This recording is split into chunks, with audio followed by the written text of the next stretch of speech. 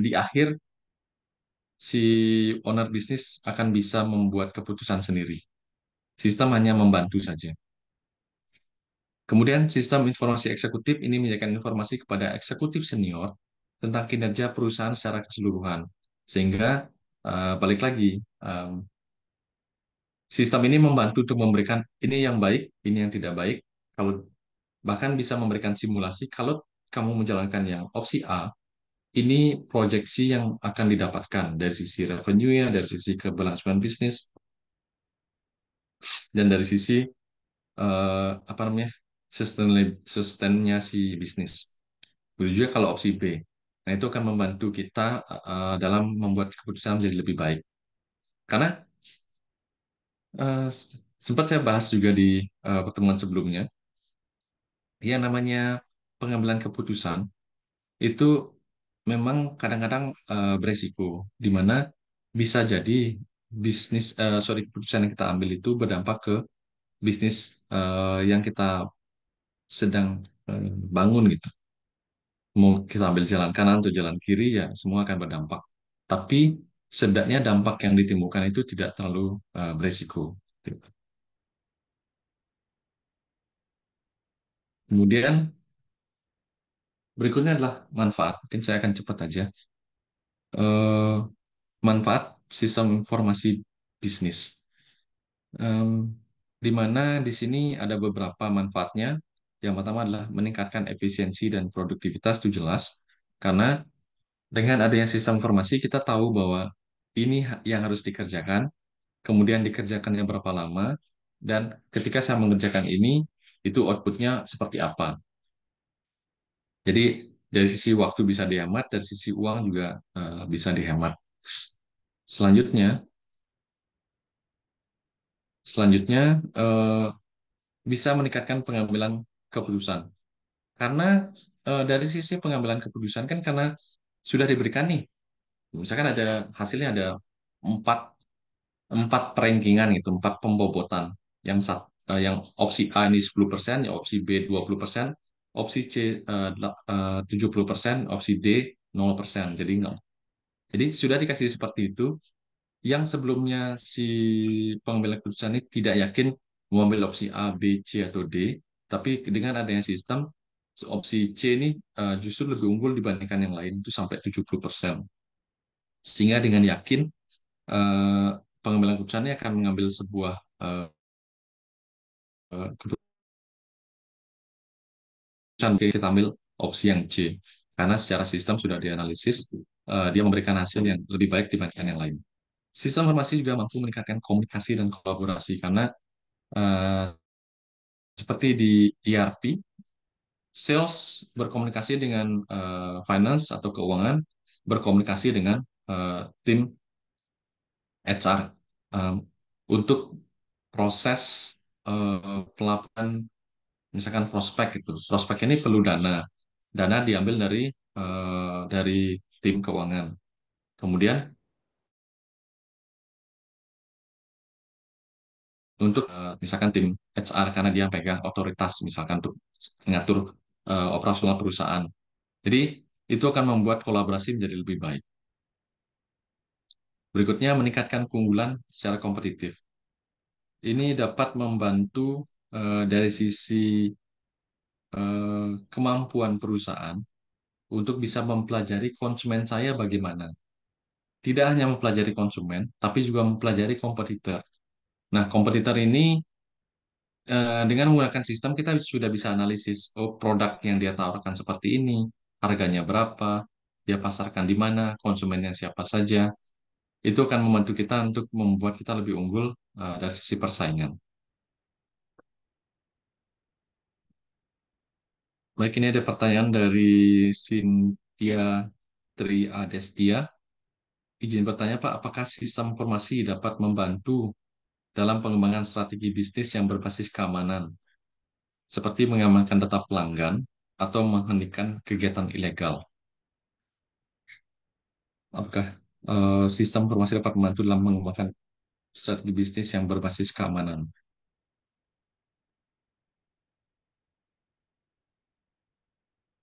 Mungkin bisa dikasih contoh. Bisnis berbasis keamanan itu salah satunya apa? Cynthia Tri Adestia, strategi bisnis berbasis keamanan. Apakah perbankan mungkin contohnya atau pinjol?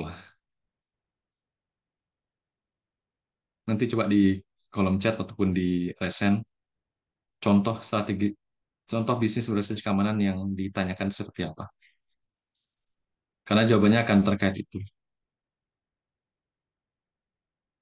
Tapi kalau secara umum ya, secara umum tanpa melihat bisnisnya apa, bisnis yang berbasis keamanan kurang jelas sih pertanyaannya. Tapi kalau melihat secara umum, untuk mengamankan data pelanggan atau menghentikan kegiatan ilegal, itu semua tercantum di eh, dalam SOP, aturan. Aturan perusahaan ataupun privacy policy atau kebijakan aturan perusahaan, ketika kita ingin melakukan pendaftaran, misalkan pendaftaran di salah satu sistem informasi atau bagaimana kita memberdayakan data konsumen ataupun data klien, itu semua tercantum dalam kebijakan peraturan perusahaan atau privacy policy. Em, di mana di situ ada beberapa aturan-aturan yang dituang, tertulis. Apakah kita, misalkan kita ingin mendaftar di Google, mendaftar di Gmail, mendaftar di YouTube, atau mendaftar di Twitter, Facebook, dan yang lainnya, tentu ada persyaratan yang harus kita setujui. Bisa jadi pihak-pihak ini akan menggunakan data kita untuk diberikan ke pihak ketiga untuk marketing atau untuk memperbaiki preferensi kita dalam menggunakan sosial media, memperbaiki ketertarikan kita terhadap konten-konten yang ditawarkan oleh pihak mereka, itu bisa jadi. Nah, sistem informasi ini bisa digunakan juga untuk pengamanan data pelanggan tadi. Misal, ketika perusahaan yang berbasis keamanan, misalkan perbankan contohnya, misalkan karena dia sangat concern di bidang keamanan, ketika misalkan ada pihak, pernah saya coba, eh, ketika saya ingin mengecek, saya teman saya pernah transfer sejumlah uang ke rekening penipu, gitu. Kemudian saya minta coba ke telepon ke bank tersebut, bisa nggak dibukakan data pribadi nasabahnya dengan nama ini dan nomor rekening ini. Karena sesuai dengan aturan perusahaan, standar operating prosedurnya perusahaan atau kebijakan perusahaan, itu tidak memperbolehkan penyebaran data pribadi oleh orang yang tidak berwenang, maka itu tidak akan bisa dilakukan. Jadi, sistem informasi akan dapat memberikan peringatan kepada user, misalkan si teller tadi ataupun CS tadi, bahwa Anda mencoba untuk mengakses data pribadi. Mohon tanyakan kepada orang tersebut apakah dia punya data yang sama dengan yang data di sistem. Nah, itu peran sistem informasi akan membantu untuk memberikan apa namanya, peringatan, membantu memberikan apa nih, pengingat juga bahwa Anda masuk ke area pribadi, Anda masuk ke data sensitif. Mohon diberikan beberapa pertanyaan-pertanyaan sesuai dengan data seperti ini. Kalau cocok, oke berikan. Kalau tidak, tidak boleh. Jadi sistem informasi juga bisa membantu karena misalkan nih saya sebagai eh, customer di perusahaan tersebut atau di perbankan tersebut, tentu saya nggak mau data saya diketahui oleh orang lain. Nah, itu juga menjadi salah satu kekuatan bagi si perusahaan ini sebagai salah satu strategi. Jadi saya bisa jualan seperti ini sebagai sales. Saya punya perusahaan apa ya? Perusahaan X itu. Kemudian eh, Bapak atau Ibu bisa daftarkan data diri Bapak atau Ibu di tempat kami. Benefitnya adalah A, B, C, D, E. Eh, Kalau untuk masalah keamanan data itu sangat terjaga. Bapak Ibu bisa lihat SOP perusahaan kami, kebijakan polisi kami, bahkan bisa lihat demo sistem yang kami punya. Kalau misalkan bukan Bapak atau Ibu yang request, itu tidak akan saya tampilkan. Sekalipun sekalipun user itu punya akses ke sana, tetap tidak bisa diberikan karena semua akan bisa dipantau oleh tim atau manajemen kami. Jadi itu bisa dipakai sebagai strategi perusahaan atau bisa dipakai sebagai strength atau kekuatan dari sisi perusahaan bahwa segala informasi yang Bapak Ibu apa namanya berikan ke kami itu semua dijaga oleh sistem. Tidak akan diberikan akses sekalipun kami sebagai admin punya akses, tapi tidak akan bisa diberikan ke orang lain.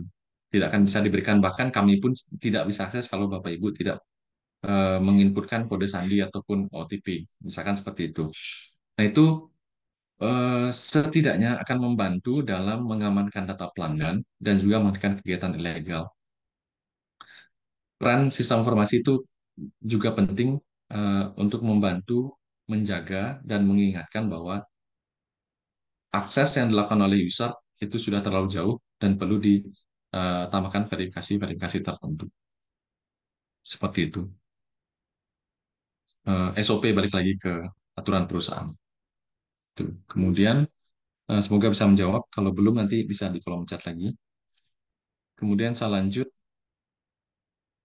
Nah, ini yang sempat saya sampaikan juga beberapa kali. Contohnya ada seperti contoh untuk implementasi sistem informasi ke dalam bisnis. Yang pertama adalah point of sales atau bagian penjualan atau kasir. Jadi eh, kalau bayangkan kalau misalkan kita melakukan transaksi misalkan di pasar misalkan yang transaksinya manual, beli sayur harga 5.000 kemudian bayar, kemudian berikan kembalian, terus nanti ada pelanggan datang beli wortel, beli tomat, tempe dan yang lainnya tuh di pasar. Kemudian kalau misalkan di pasar apa nih ya, baju itu beli baju, beli celana, bayar 50.000, bayar 70.000 misalkan, kemudian diberikan kembalian. Nah, kalau dengan seperti itu, kita hanya akan tahu bahwa penjualan hari ini sekian, tanpa tahu yang terjual berapa, barang yang terjual berapa, item apa yang terjual, termasuk sampai ke pada jam-jam berapa saja terjadi penjualan. Nah, itu di point of sales, itu juga semua dicatat sampai ke jam. Sehingga bagi si pemilik perusahaan, itu akan bisa mengoptimalkan karyawannya pada jam-jam tertentu. Jadi kalau misalkan restoran gitu, ternyata di jam-jam pagi, mulai jam 5 sampai jam 7, itu banyak orang sarapan. Kemudian 7 sampai 10 agak sepi, kemudian mulai jam 11 sampai jam 1 mulai ramai untuk makan siang.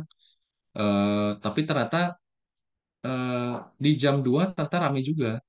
Jam 2 sampai jam 3 ramai. Ternyata orang datang buat pesan kopi misalkan atau pesan es.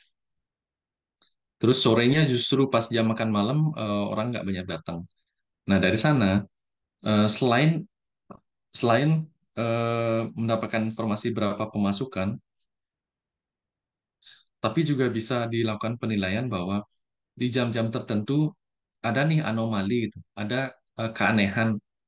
Kok bisa di jam-jam yang tidak kita ekspektasi orang justru datang banyak di jam tersebut.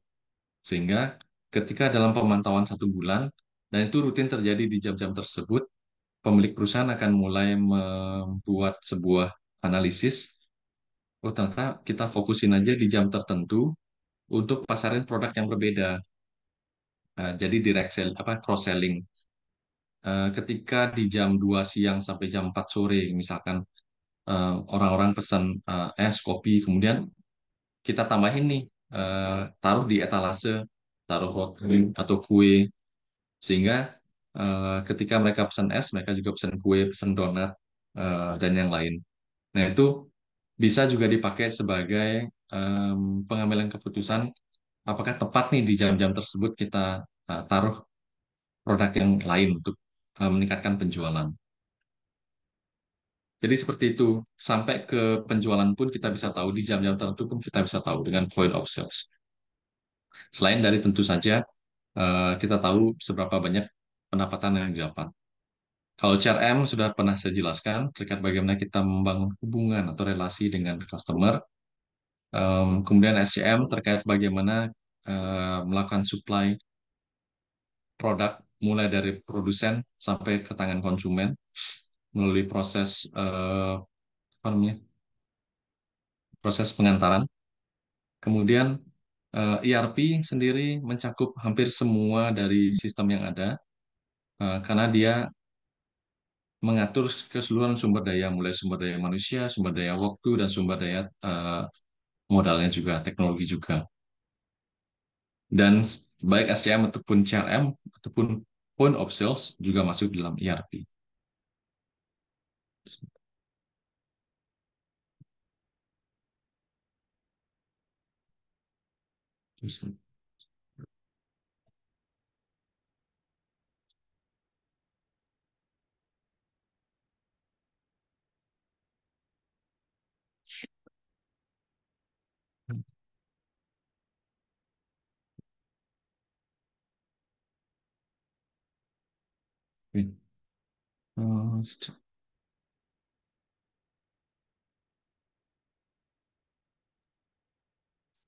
Oke, kemudian dari Cynthia, terima kasih Pak. Ya, sama-sama. Kemudian ini dapat pertanyaan juga dari Tina. Bagaimana sistem informasi manajemen mampu mempengaruhi revolusi SDM sebagai upaya perusahaan dalam peningkatan bisnis? Nah, ini eh, kalau misalkan sistem informasi manajemen yang tadi sempat saya bahas, di mana dalam pembuatan sistem informasi manajemen itu juga mengikuti dari SOP perusahaan. Misalkan dalam membuat sebuah sistem informasi dalam manajemen karyawan, itu ada SOP yang diterapkan. Sehingga semua user ataupun karyawan yang terlibat di dalam sistem informasi manajemen tersebut, mau tidak mau harus menjalankan sesuai dengan SOP. Kan kadang beberapa usernya akan merasa capek, merasa lelah, kemudian merasa jenuh juga dengan daily rutinnya atau rutinitasnya gitu. Nah, sistem informasi ini akan membantu untuk mengingatkan bahwa dari 10 tugas yang harus dikerjakan setiap hari, kamu baru menyelesaikan 7 di akhir hari itu misalkan. Kamu baru menyelesaikan 7. eh, setiap 30 menit dikasih warning, setiap 30 menit dikasih warning. Segera kerjakan, segera kerjakan. Atau ketika user ini melakukan kesalahan yang seharusnya tidak dilakukan, sistem informasi akan mendetek bahwa em, data yang kamu input itu tidak sesuai. Tolong lebih teliti lagi. Tolong ubah dengan data yang benar. Kemudian sistem juga bisa mengecek, contoh realnya adalah misalkan dalam eh, pencatatan, misalkan upload foto produk itu. Sistem informasi yang lebih canggih, misalkan kita bicara yang lebih canggih, ketika seseorang atau user yang bertanggung jawab untuk upload produk, itu sistem kan bisa mengecek sampai ke image processingnya. Misalkan yang seharusnya dia-upload foto produk, dia salah misalkan karena kecapean atau kelelahan eh, usernya, dia upload foto selain foto makanan, dia upload misalkan foto baju. Nah itu secara sistem, kalau misalkan yang lebih canggih, itu kan mampu mendetek bahwa foto yang Anda upload tidak sesuai dengan ketentuan. Silakan upload foto yang benar. Nah itu lama-lama user akan mulai terus dibimbing, justru akan dibimbing oleh sistem untuk bekerja dengan lebih baik, lebih aware, sehingga itu bisa mempengaruhi ke sumber daya manusia sendiri. Karena kalau misalkan nih, ada dua kemungkinan, apakah usernya makin malas atau usernya merasa tertantang gitu untuk mengerjakan tugas lebih baik lagi. Kalau bagi perusahaan, eh, kalau bicara kasarnya gitu ya, secara kasar, perusahaan itu sebenarnya dengan mudah dia untuk mengganti orang. Misalkan satu resign, besok akan dicari orang yang baru yang bisa menggantikan pekerjaannya. bagi perusahaan, manusia itu kan aset, aset yang harus tetap dijaga dan diperbaiki dan di-maintain agar tetap bisa menjalankan bisnis dengan baik. Kalau asetnya sudah tidak produktif, misalkan, ya mau nggak mau harus dilepas. Kalau bicara kasarnya bisnis ya seperti itu. Kalau asetnya sudah tidak produktif, ya lepas, cari aset yang lebih produktif. Nah, dengan kebijakan seperti itu dan dibantu oleh sistem informasi manajemen, manusia lama-kelamaan kalau misalkan dia mau untuk berubah, dia akan berjuang untuk posisinya, berjuang untuk karirnya, berjuang untuk hal-hal yang harus dia pertahankan, sehingga dia akan coba untuk belajar, coba untuk meningkatkan kapasitas diri, mencoba lebih disiplin, mencoba untuk lebih apa namanya, keras untuk pekerjaannya.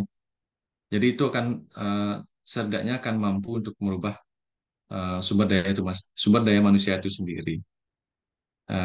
Dari sisi bisnis, tentu akan ada apresiasi atau ada reward yang diberikan bagi mereka yang achieve. Sistem informasi selain memberikan peringatan kepada user yang melakukan kesalahan, juga bisa melakukan reporting ke manajemen bahwa dari 10 pekerjaan yang dikerjakan, si user ini mampu mengerjakan yang seharusnya dikerjakan 5 jam, dia bisa mengerjakan 4 jam.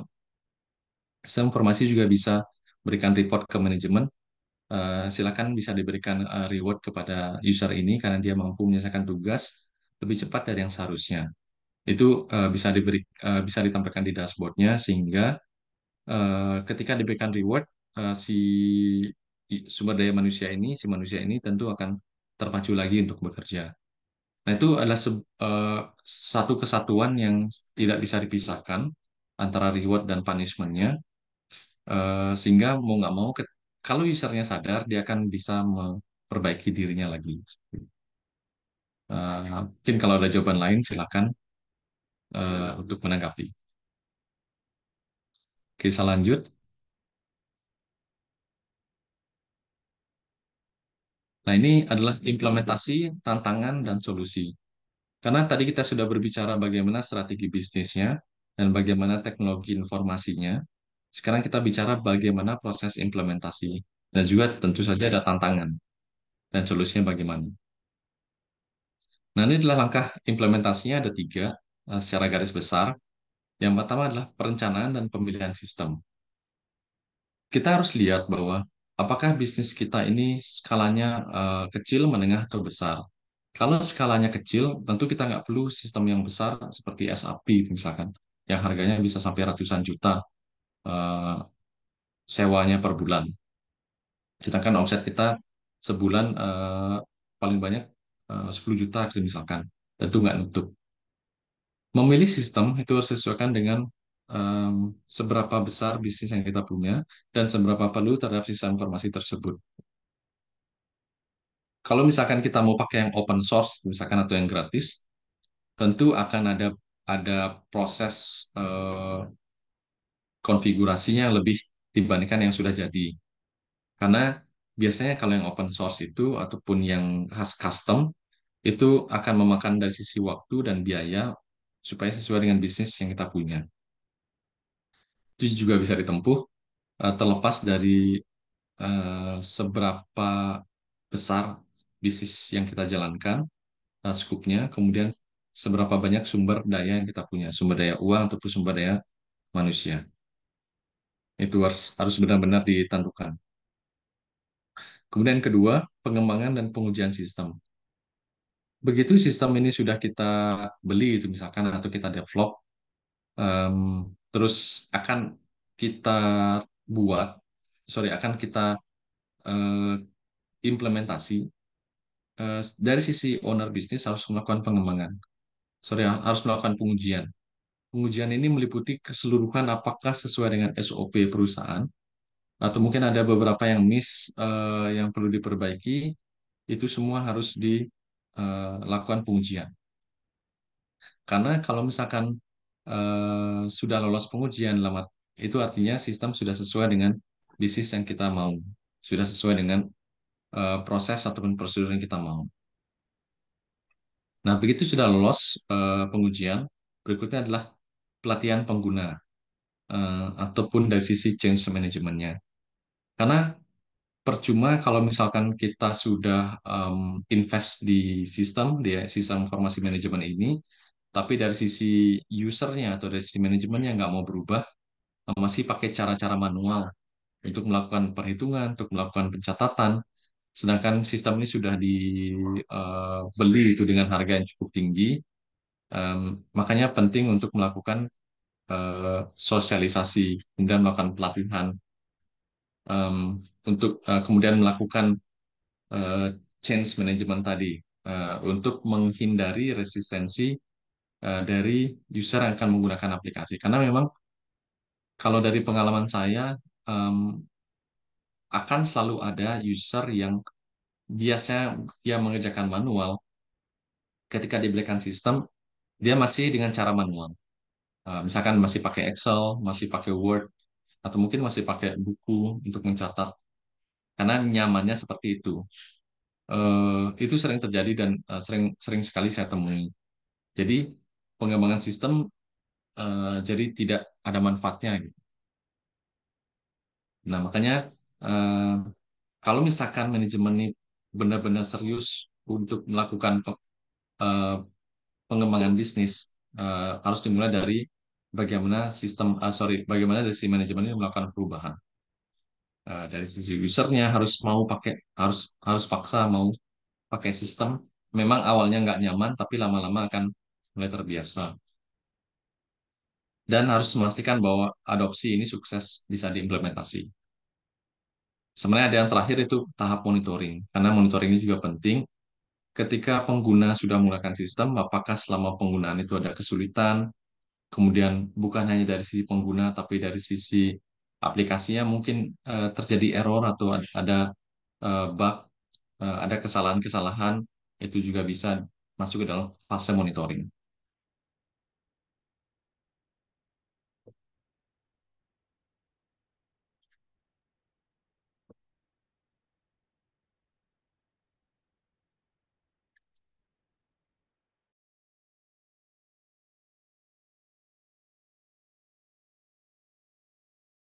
Itu dari sisi implementasinya.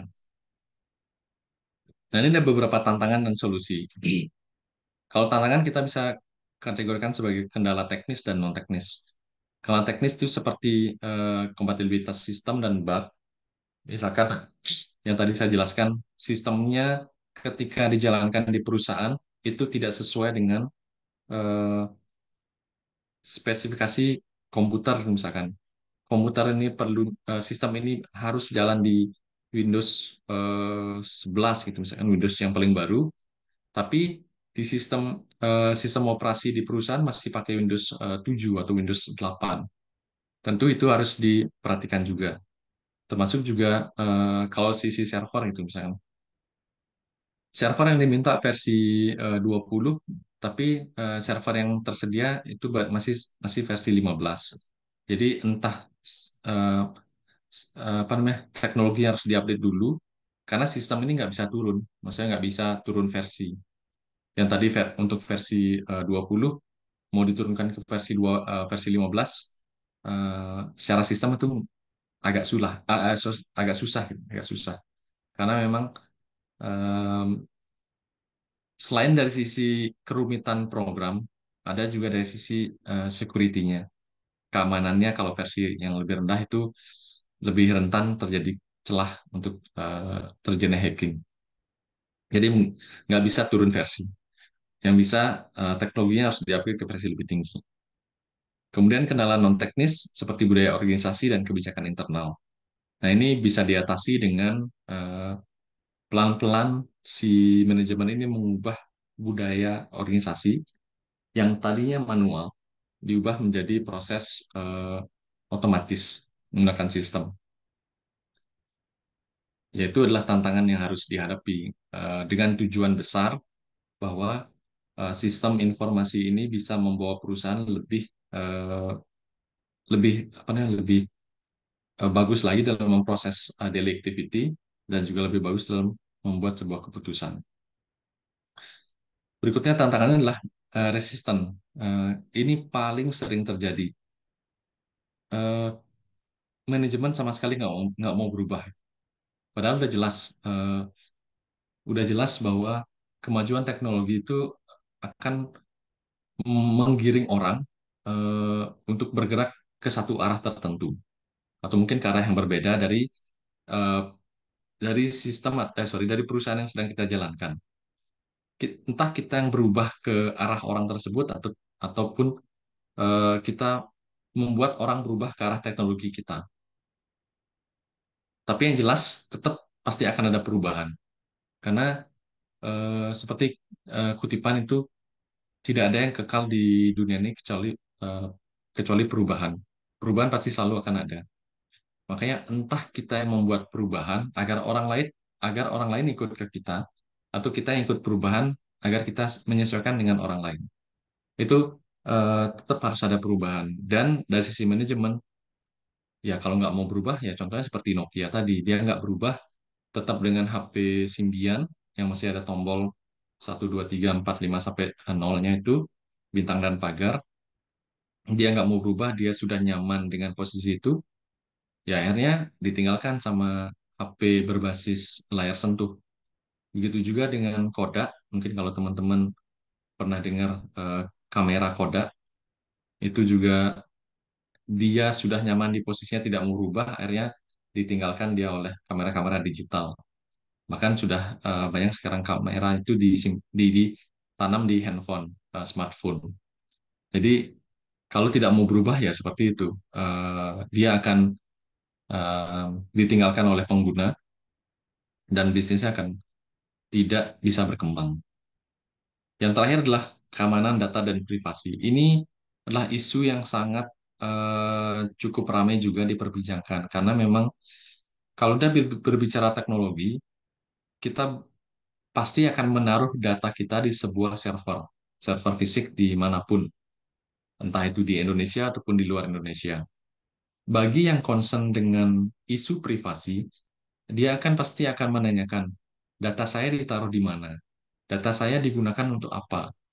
Saya memang pakai produk teknologi untuk mendapatkan benefit, tapi data saya aman tidak? Data saya akan digunakan untuk apa? Diolah ke siapa?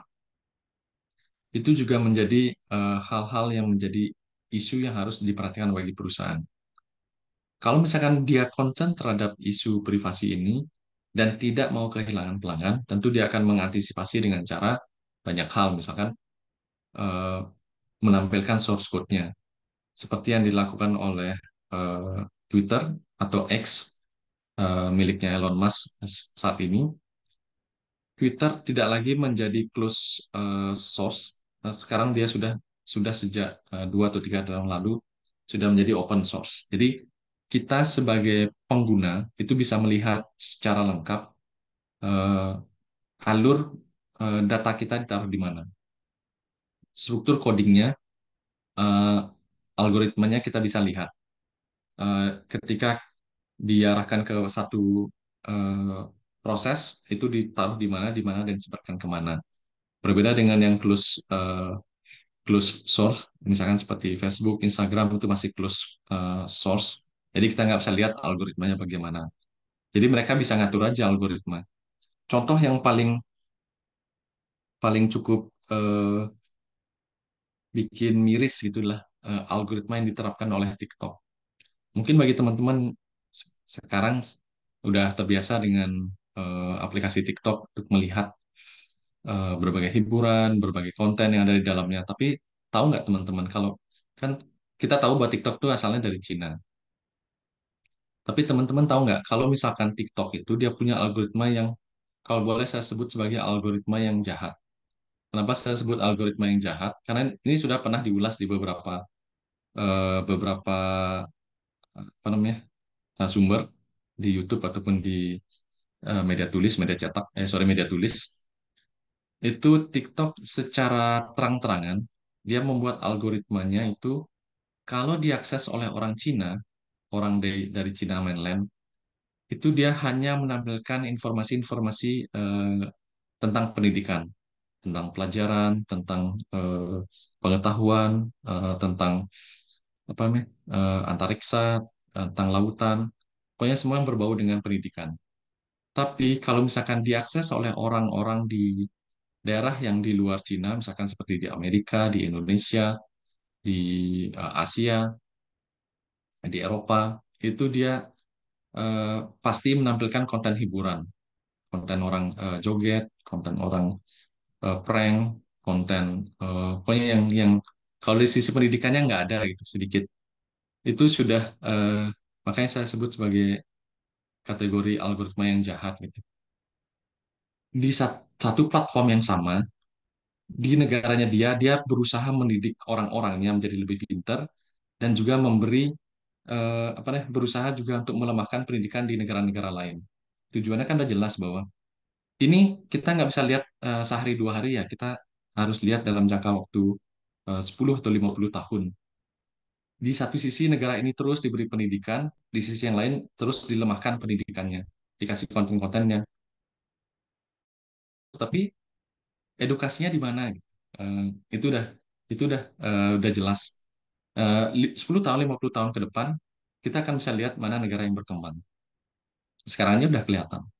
Jadi seperti itu. Makanya eh, tidak salah untuk bermain sosial media, tapi silakan difilter mana konten yang ingin kalian apa namanya konsumsi. Itu itu itu udah jelas tuh sisi algoritmanya si TikTok. Sebagai informasi aja buat teman-teman.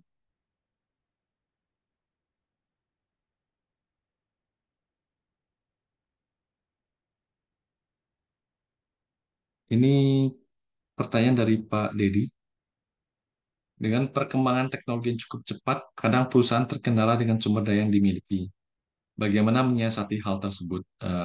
Oke, ini mungkin juga beberapa pertanyaan yang bisa jadi akan ditanyakan oleh teman-teman yang lain. Ini adalah salah satu hal yang menjadi kendala bagi perusahaan. Teknologi berkembang cepat, tapi perusahaan tidak punya sumber daya untuk mengejar kecepatan teknologi tersebut. Hal-hal yang bisa disiasati adalah kita memang nggak bisa eh, apa namanya ketika arah pergerakan teknologi itu cukup cepat, tapi sistem yang kita punya itu eh, tidak terlalu cepat untuk mengejar kecepatan teknologi yang ada.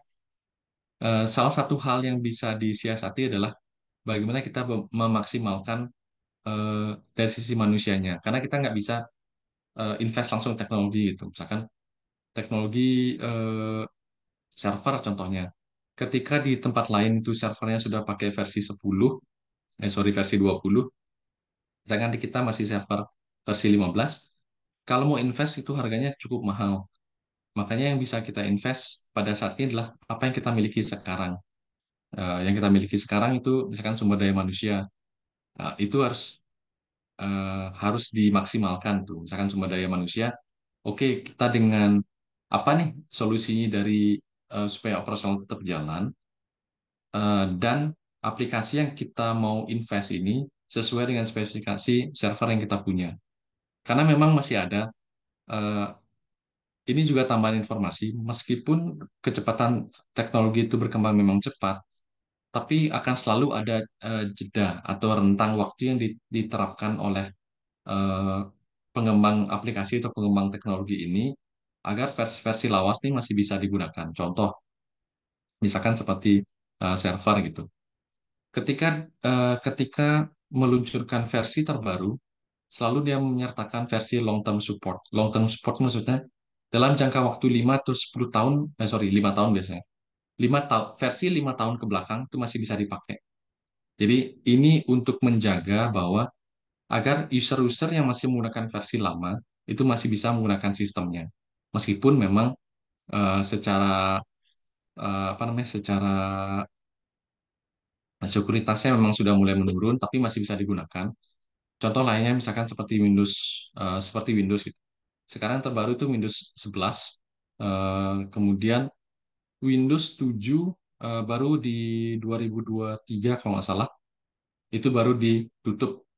ininya, supportnya. Sedangkan Windows 7 7 itu mulai dari sejak 2000, antara 2015 pada 2016. Jadi ada masa sekitar 5 sampai 10 tahun sampai sebuah teknologi itu baru usang. Sehingga yang bisa disiasati adalah kalau misalkan kita tahu kita ini terbatas nih sumber dayanya, kita nggak bisa ngejar itu eh, terlalu cepat. Jadi kita pakai ada sumber daya yang kita punya, maksimalkan sampai kita bisa masuk ke tahap berikutnya. Tahap berikutnya itu maksudnya setidaknya versi paling kecil lah, versi paling awal lah gitu, nggak apa-apa. Yang penting kita masih bisa ngejar. Yang penting kita harus bisa maksimalkan selain dari sisi teknologi, juga dari sisi manusianya. Apalagi kalau misalkan ada tambahan invest dari sisi uangnya itu kan mempercepat dari sisi teknologi. Tapi yang paling eh, sebenarnya yang paling krusial dari semuanya adalah bagaimana kita bisa memaintain customer-nya kita. Karena ada beberapa customer yang juga masih nyaman dengan teknologi lama yang kita punya itu misalkan teknologi by telepon, teknologi by email, yang dimana itu mungkin kalau telepon sudah mulai eh, ketinggalan zaman ya kalau telepon. Tapi sekarang masih masih ada yang pakai telepon, masih ada yang pakai 0800, 031, 021. Karena untuk menjaga eh, konsumennya masih nyaman di sana gitu. Jadi itu mungkin selain mengejar teknologi, kita juga tetap harus menjaga hubungan dengan konsumen. Itu akan membuat bisnis tetap jalan. Mungkin itu kalau misalkan ada tanggapan silakan terkait jawabannya. Kemudian ada pertanyaan lagi, apa saja yang perlu dipertimbangkan perusahaan dalam memilih vendor atau penyediaan teknologi inovasi agar strategi bisnis kita sesuai dengan yang kita inginkan. Dari Nida Mujahidah yang harus dipertimbangkan dalam memilih vendor. Sebelumnya saya sudah sampaikan di sini dalam memilih vendor. Dalam memilih vendor ini harus dia bisa provide, dia bisa melakukan perencanaan dan pemilihan sistem. Dia harus bisa menawarkan sistem yang sesuai dengan yang kita punya, sumber dayanya. Dia bisa melakukan pengujian dan memberikan hasil testing, dan dia bisa memberikan pelatihan pengguna dan mampu meyakinkan manajemen ini sesuai dengan kebutuhan perusahaan. Jadi seperti itu. Vendor harus bisa memberikan seperti itu. Kalau vendor tidak bisa meyakinkan bahwa produk yang dia jual bisa membuat bisnis kita jalan, vendornya berarti nggak bagus. Meskipun produknya bagus, tapi kalau dia aja nggak yakin dengan produknya, gimana kita bisa yakin? Itu. Kalau masalah strategi bisnis juga harus sama. Kita memberikan, saya mau bisnis saya berkembang 3 kali lipat di 1 tahun ke depan. Apakah produkmu bisa menggaransi seperti itu? Kalau dia bisa meyakinkan dengan cara-caranya dia, gitu, meskipun nggak tepat sekali, oke berarti boleh deh kita ambil untuk vendornya. Seperti. Karena kalau vendor paling paling penting adalah dari sisi maintenance-nya. Karena yang namanya pengembangan aplikasi itu tidak pernah ada fase final. Hanya perlu untuk vendor tersebut memastikan bahwa sistem yang ditawarkan itu tetap bisa di maintenance dengan baik. Semoga bisa menjawab. Kemudian eh, karena waktu juga semakin habis, saya langsung dengan praktek. Ini juga mungkin berguna buat teman-teman kalau misalkan mau memulai bisnis nih. Saya pakai metode bisnis model Canvas. Oke, sebelum lanjut nih ada pertanyaan sedikit dari Reskiah Rahmadani. Izin bertanya, bagaimana perusahaan dapat melindungi diri dari resiko yang terkait dengan sistem informasi? Maksudnya melindungi perusahaannya biar tidak terkena hacking dan sebagainya. Eh, itu tadi, kalau dari sisi teknologi, harus tetap diupdate, harus tetap dibuat sebuah mekanisme update, entah itu secara otomatis ataupun bertahap, sehingga risiko-risiko eh, yang bisa muncul itu bisa diminimalisir. Kalau yang namanya risiko pasti nggak bisa dihindari, tapi kita bisa minimalisir. Terkait sistem informasi. Jadi tetap harus update untuk teknologinya. Kemudian pertanyaan berikutnya, izin bertanya dari Samuel Jason. Seiring perkembangan zaman teknologi, selalu mengalami kemajuan, di mana dulu kita mengirim surat, kita harus melalui kantor pos dan menunggu beberapa hari. Sekarang hanya menggunakan teknologi, kita bisa mengirim dengan cepat. Bagaimana teknologi informasi bisa mengubah ekonomi global? Bagaimana teknologi informasi bisa mengubah ekonomi global, serta bisa mengubah pola interaksi manusia di dunia? Nah, sekarang kan sudah terjadi interaksinya. Eh, dengan ini kita bisa berinteraksi dengan Zoom meskipun di tempat yang berbeda. Dulu kita harus datang ke satu ruangan, bertemu, kemudian bertatap muka, kemudian menyampaikan gagasan, diskusi. Sekarang sudah bisa lewat teknologi. Ini juga salah satu eh, proses interaksi manusia di dunia dengan teknologi.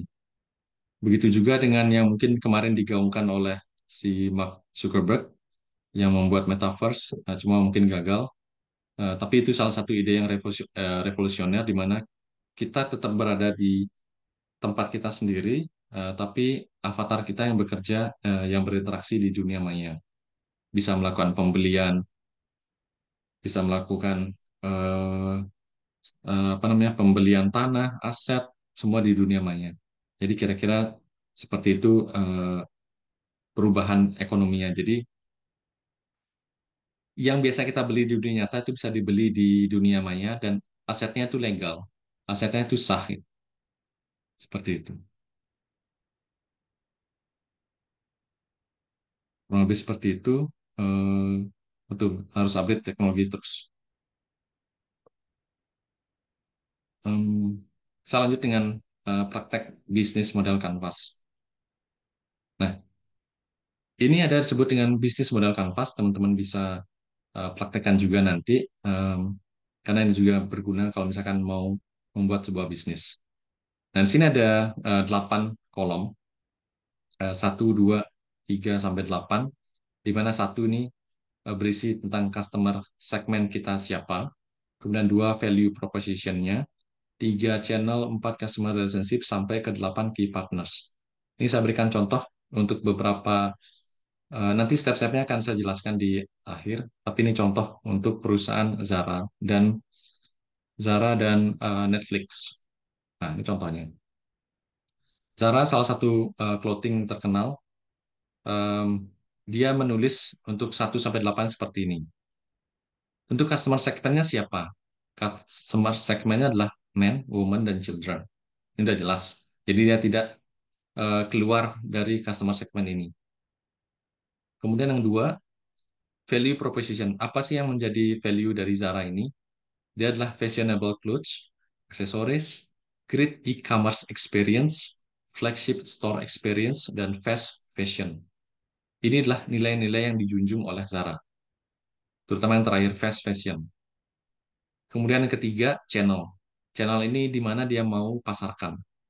Apakah yang pertama direct store, langsung beli di tokonya, online, dan sosial media. Ini channel-channel untuk pemasaran. Kemudian yang keempat, key activity. Apa yang dilakukan? Yang pertama adalah design, manufacturing, retail process, distribution channel, and logistik. Ini adalah aktivitas yang dilakukan. Sorry, ini 7. Eh, ini 4. Customer relationship, bagaimana? Ini melakukan salesperson at store. Kemudian brand through social media, sentimental attachment to clothing and accessories. Kemudian revenue stream-nya dari mana? Pendapatannya dari mana? Itu dari sales of clothing and accessories. Dari hasil penjualan clothing dan aksesoris.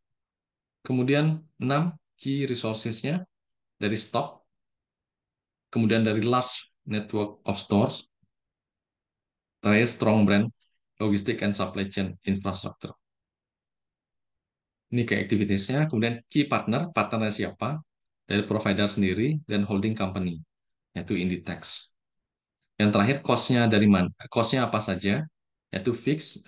Fix itu cost yang selalu keluar, seperti penyewaan atau payroll dan sebagainya.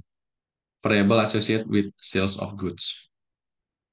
Jadi, eh, sebagai contoh satu lagi, untuk Netflix. Tadi Zara, sekarang Netflix. Customer segmennya apa? Mass market. Jadi dia menyasar ke semua market. Kemudian untuk value proposition-nya dia punya on-demand video, huge selection of content, original content, dan competitive price point. Nah ini nilai-nilai yang dia junjung, yang bisa dipakai sebagai pembanding dengan kompetitor.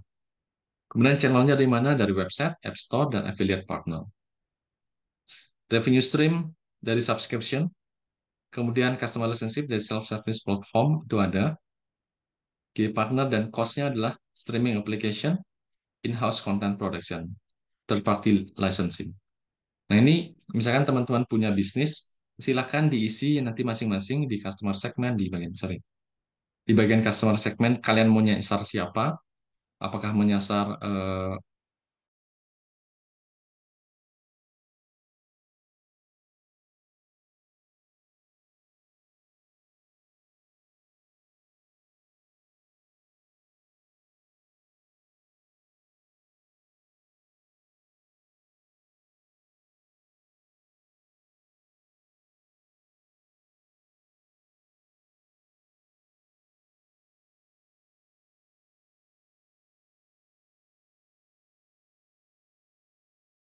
kepada konsumen seperti ini. Kita hanya mentarget orang yang dengan kesadaran konsumsi. Ini juga untuk mencegah kita melempar produk kita ke eh, orang banyak. Daripada kita fokus ke orang banyak, kenapa nggak kita fokus satu segmen saja? Satu segmen yang benar-benar spesifik. Karena kita bisnisnya adalah makanan sehat, healthy food specialist. Jadi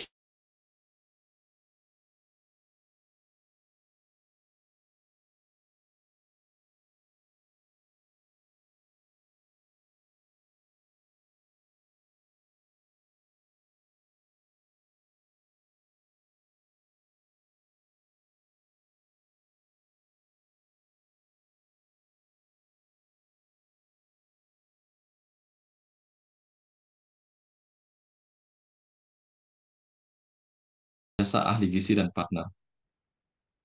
Jadi ini em, dalam membuat sebuah rancangan bisnis, ada baiknya teman-teman membuat bisnis canvas terlebih dahulu. Jadi dari sini teman-teman akan fokus ketika ini sudah jadi seperti ini, sudah jadi. Ketika nanti menjalankan, bisa jadi ada apa namanya, ada banyak apa namanya, banyak ada tawaran atau banyak ada perubahan di kedepannya. Setidaknya masih sesuai dengan bisnis canvas ini, silakan dijalankan. Nah, step-stepnya adalah pertama kita set value proposition, kemudian set customer segmentnya siapa. Kalau di sini kami buat value proposition-nya adalah nilai gizi dan kalori, alternatif pilihan makanan dan minuman. Customer segmentnya mereka yang peduli dengan makanan sehat dan customer yang dengan pola diet khusus. Khusus itu. Kita nggak nyasar orang yang suka apa namanya makanan junk food tuh enggak, karena rugi. Kita kayak menawarkan makanan sehat ke orang yang nggak peduli sama kesehatannya. Kemudian customer segmentnya tadi eh, siapa yang mau kita tawarkan ya olahragawan, orang perkotaan dengan pola diet khusus, pria wanita usia 30-an, orang yang peduli dengan nilai kalori dan makanan. Value proposition-nya apa? Aplikasi ini dapat membantu memilih makanan sesuai dengan nilai gizi customer dengan pola makanan yang dipilih. Algoritma aplikasi akan menunjukkan rekomendasi makanan sesuai dengan preferensi kebutuhan, harga, dan selera customer, dan seterusnya. Channelnya apa? Channelnya kita pakai sosial media, influencer, kerjasama dengan rumah sakit, fitness center, kemudian pamflet di acara Car Free Day, organisasi F&B, dan komunitas pola hidup sehat. Untuk revenue stream-nya dari profit sharing, dari komisi partnership, dan fee iklan. Ini penting juga untuk diperhatikan karena memang namanya bisnis tetap harus ada revenue stream-nya. Harus ada dari mana sumber profitnya. Customer relationship juga tetap perlu. siapa saja atau bagaimana cara kita memaintain customer. Yang pertama, kita kasih promo gratis minuman, potongan harga cashback, dan layanan konsultasi ahli gizi dan kesehatan. Kemudian diberikan juga apa servis tambahan untuk member. Key activitiesnya adalah apa-apa saja yang membuat eh, activity yang akan kita kerjakan. Yang pertama adalah memilih vendor, F&B, food and beverage-nya, memilih vendor ahli gizi, memilih vendor pesan antar. Kemudian goal setting, diet tracking, reminder, dan seterusnya. Pemanfaatan AI juga dimanfaatkan di sini. Kemudian key activities berikutnya adalah kita cari ke demand customer. Demand customer adalah kita cari customer yang memerlukan aplikasi ini. Jadi karena memang kita bicara bisnis, kita harus cari siapa konsumen yang memerlukan. Kemudian term and condition juga ada dan FAQ-nya juga sudah disiapkan sehingga mereka yang baru masuk ke aplikasi ini akan mendapatkan informasi detail terkait cara penggunaan, cara pemesanan, dan mungkin cara bergabung seperti itu. Key resources-nya adalah pertama daya intelektual, jadi kemampuan intelektual yang dimiliki oleh tim, aset fisik dan digital, dan tentu saja keuangan sebagai modal kunci kunci modalnya, sumber daya yang dikelola. Intelektual ini berasal dari ahli gizi, dokter, source code aplikasi, model machine learning, artificial intelligence, kemudian standar kesehatan Kemenkes. Karena sana kan ada tabel kesehatan gizi. Kemudian set fisik, ada sistem aplikasi, ada cloud infrastructure, kemudian ada partner berupa rumah sakit dan business center. Untuk keuangan ada modal dari pemilik usaha, modal dari bank, atau dari investor. Berikutnya key partner, ada provider, ada supplier, ada konsultan, ada e-wallet untuk metode pembayaran. Kemudian untuk cost structure, ini terkait biaya yang diperlukan. Ada fixed cost, harga fix yang harus dibayar, biaya maintenance sudah pasti tetap, gaji karyawan sudah pasti tetap. Yang berubah-ubah adalah gaji ahli gizi, iklan, dan proses edukasi. Biaya pembuatan aplikasi juga bisa jadi berubah-ubah. Nah, ini ya contoh, ini secara garis besar gambarannya, mulai dari 1 sampai 9. Customer segment, customer relationship, value proposition, interaction channel, revenue stream, key essential activity, key essential resources, key partnership, and expand structure. Nah, ini secara keseluruhan yang kami kerjakan untuk pembuatan bisnis Canvas. Ini akan memandu kita dalam membuat sebuah bisnis on track. Jadi kita nggak coba untuk yang lain, jalan ini fokus, kemudian kerjakan. Nanti hasilnya akan dievaluasi. Nah, ini kita coba bandingkan dengan kompetitor. Kompetitornya kan ada GoFood, ShopeeFood, dan GrabFood. Dibandingkan yang kami bangun, ya memang ini sifatnya subjektif dari kami, belum menggunakan kuesioner, tapi ini sebagai gambaran saja. Mungkin bisa dikembangkan dengan kuesioner misalkan. Ini adalah dari sisi price, nah ini kolom paling bawah. Dari price-nya cukup murah, hampir sama dengan GrabFood, Shopee paling mahal. Komersialnya masih paling rendah juga. Tapi dari sisi installation, ability, content, healthy, kita masih menang. Yang sehatmu ini. Brandnya mungkin kalah dari yang lain, dari sisi brand, karena brand GoFood, ShopeeFood, dan GrabFood kan cukup tinggi. Jadi oke, dari sisi brand kita kalah. Tapi experience kita tinggi karena memang didesain sedemikian rupa dan personalization juga di set tinggi. Ini yang kalau kita jualan ke investor, ketika kita berikan seperti ini, misalkan kita kekurangan modal nih, kita mau didanai oleh investor. Dengan bisnis model Canvas ini, kita bisa pakai sebagai apa namanya, sebagai media untuk menjelaskan bisnis yang akan kita kembangkan ke investor. Seperti ini, kemudian ini kompetitornya, perbandingannya, sehingga bisa meyakinkan investor untuk invest uangnya ke kita. Nah, ini secara umum untuk 1 sampai 9-nya, bisnis model Canvas-nya. Dan ini gambaran sekilas terkait prototipe aplikasinya. Aplikasi dalam bentuk mobile, tampilannya ketika sign up, kemudian tampilan ketika tampil ke halaman menunya. Jadi dengan tampilan seperti ini, em, bagi teman-teman yang ingin membangun bisnis, itu bisa memanfaatkan bisnis model Canvas ini, sehingga eh, jadi terpetakan di posisi mana kita perlu sumber daya apa, dari sisi apakah dari sisi waktunya kita mau perpanjang di bagian bantuan value-nya, kemudian dari sisi keuangan misalkan kita perlu dari untuk expense-nya kita bisa kira-kira kebutuhannya berapa, dan secara keseluruhan bisnis ini akan menghasilkan revenue kapan, seperti itu. Nah, itu gambaran jadi pemanfaatan teknologi sebagai dasar untuk merancang sebuah strategi bisnis. Nah, itu beberapa langkah-langkahnya mungkin bisa teman-teman mulai terapkan atau sebagai bahan pengetahuan.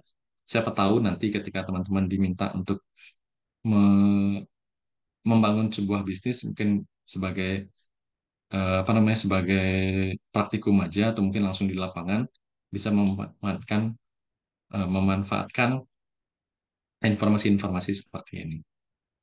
Mungkin eh, dari saya untuk materi sudah selesai. Kalau misalkan ada pertanyaan, silakan. Kalau masih ada pertanyaan, dan dari sisi waktu juga sepertinya sudah habis. Mungkin saya kembalikan ke Pak Dedi. Mungkin kalau ada sesi tanya jawab, dipersilakan.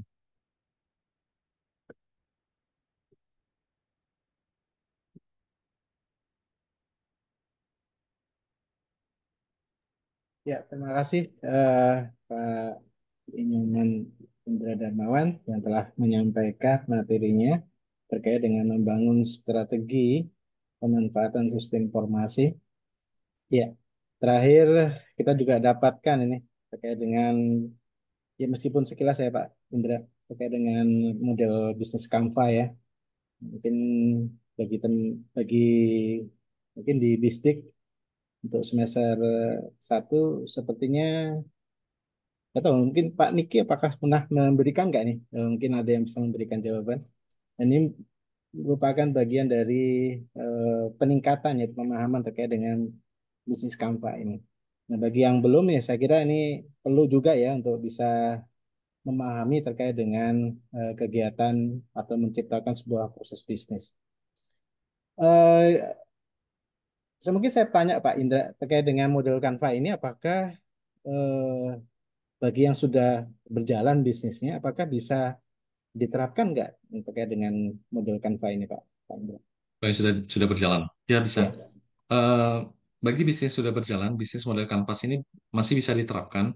Misalkan kita ingin memetakan ulang bisnis yang dijalankan, atau kita ingin mengembangkan bisnis existing.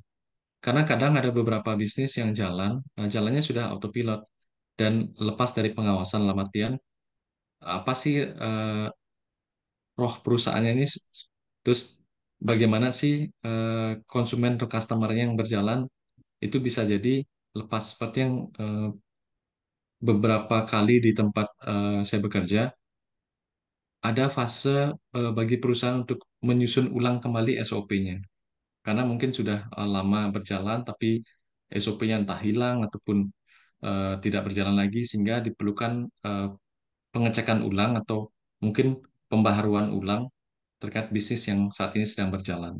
Ada kemungkinan seperti itu untuk memperbaharui kembali apakah daily bisnisnya atau daily rutin activity-nya sudah sesuai dengan yang diharapkan. Itu juga penting bagi manajemen, itu bisa dilakukan. Itu yang pertama. Kemudian yang kedua, tadi ketika kita ingin menambah revenue stream yang baru, apakah berpengaruh ke cost-nya, pengaruh ke activity-nya, dan seterusnya. Itu bisa. ya baik ya. Mungkin bagi mahasiswa manajemen maupun akuntansi ini ya, saya kira model Canva ini perlu apa namanya, perlu dipahami betul ya terkait dengan bagaimana melakukan sebuah proses bisnis, kemudian apa saja yang harus dilakukan. Ini juga minimal sudah harus mengetahui terkait dengan bisnis yang dijalankan. Oke, baik, Pak Indra. Mungkin ada lagi, Pak B. Pak B. Harira, bagaimana kabarnya? Ya, ada pertanyaan, silakan Pak B. Ini Pak B juga salah satu pengajar kami, Pak. Ini alhamdulillah baru hadir nih. Biasanya menugaskan mahasiswanya untuk bisa hadir. Pak B, suara saya terdengar? Iya, Pak. Bisa Ya, didengar, Pak. ya. Cukup jelas, ya. Oke. Mungkin ada pertanyaan Pak B yang ditujukan ke Pak Em, Indra. ya sudah cukup jelas sih, Pak. Karena memang saya juga bergerak di situ ya, jadi saya sangat setuju dengan tadi yang Pak Indra sampaikan. Ilmunya sama. Mas itu. Ya, Iya, ini Pak Indra, Pak B ini juga konsultan apa namanya program juga Pak, terkait dengan keberadaan beliau di bisnis digital ini juga membantu mahasiswa juga ya terkait dengan bagaimana menciptakan sebuah aplikasi. Ya, Ya, salam tidak kenal ada Pak B. ya.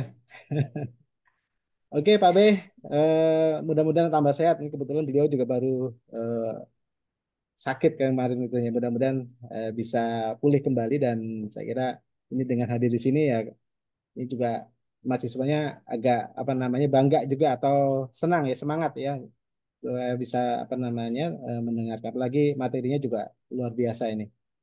Oke, iya. ada lagi mungkin sebelum kita akhiri terkait dengan sesi ini,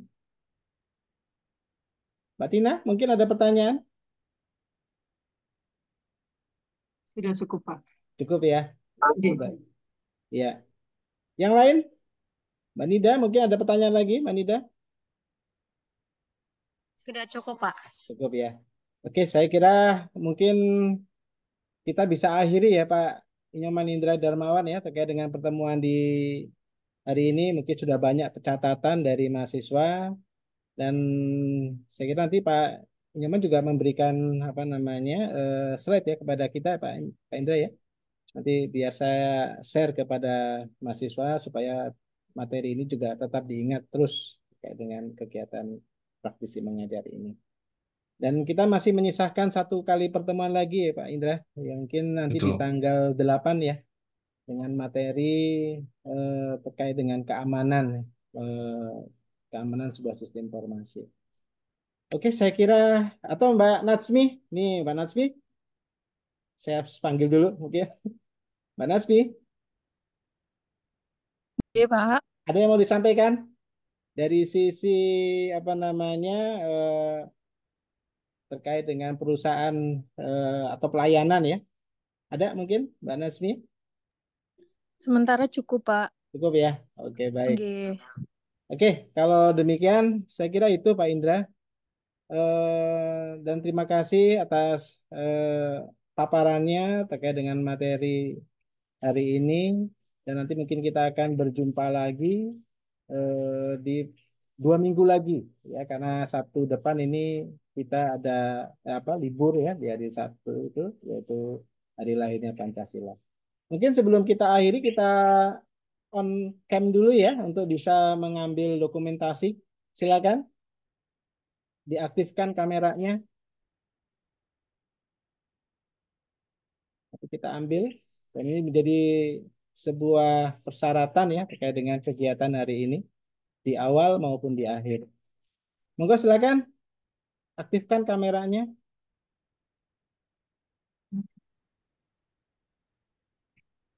Ya, oke baik. Ya silakan. Nah, mungkin besok juga kalau bisa fotonya ya dijadikan apa namanya tampilan ya. Jadi kalau misalnya nanti tidak on kamera tapi foto aslinya harus ada itu ya. Jadi minimal nggak nama gitu tapi ada sebuah gambar yang ada di dalam akun tersebut. Oke, silakan ayo yang belum on kamera terlebih dahulu. Oke, baik ya, kita ambil satu. Oke, oke ini karena ada slide kedua ya atau di tampilan kedua saya ambil terlebih dahulu. Ya, silakan. Satu, dua. Baik, saya kira itu saja. Mungkin ada lagi sebelum kita akhiri, Pak Indra, sebelum kita tutup. Ya, em, mungkin terakhir aja.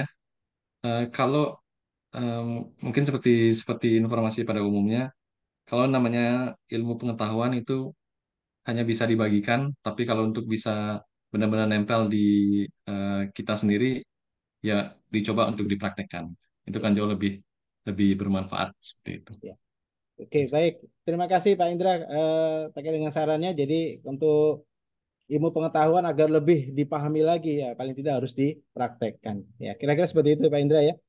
Baik, mungkin itu saja yang bisa kita sampaikan dan ini terbatas juga dengan waktu yang kurang lebih hampir 2 jam kita apa namanya menyimak ya apa yang disampaikan oleh Pak Inyoman Indra Darmawan ini dan terima kasih atas semua perhatiannya kepada kegiatan ini dan kita masih menyisakan satu kali pertemuan lagi dengan tema keamanan sebuah sistem informasi yang nanti akan kita laksanakan tanggal 8 Juni 2024. Nah, untuk pertemuan hari ini terima kasih dan saya akhiri sampai di sini. Assalamualaikum warahmatullahi wabarakatuh dan selamat siang Waalaikumsalam semuanya. Waalaikumsalam warahmatullahi wabarakatuh. warahmatullahi wabarakatuh. Terima kasih, Pak. Terima Ya, kasih Pak sama-sama. Ibu, Pak Indra. Oke. Terima Terima kasih. kasih, Pak. Yuk, oke. Pak Inyoman, monggo. Saya terima kasih Pak Inyoman. Nanti kita jumpa Terima lagi kasih banyak kembali, tanggal Pak. Siap. 8. Oke. Mohon izin live, Pak. Ya, silakan Pak Terima Inyoman. kasih. Mohon izin live ya Pak. Monggo. Silakan Pak B. Sehat Pak B. Oke Pak, masih istirahat ini. Terus Sun. Iya, iya. Oke, semangat ya Pak B. Oke Pak. Mas Adi sudah hadir ya. Mas Adi. Mas Wildan mana nih Mas Wildan? Udah live ya. Oke, baik. Oke, saya tutup ya. Terima Demikian. kasih ya, Pak. Ya, demikian. Assalamualaikum warahmatullahi wabarakatuh.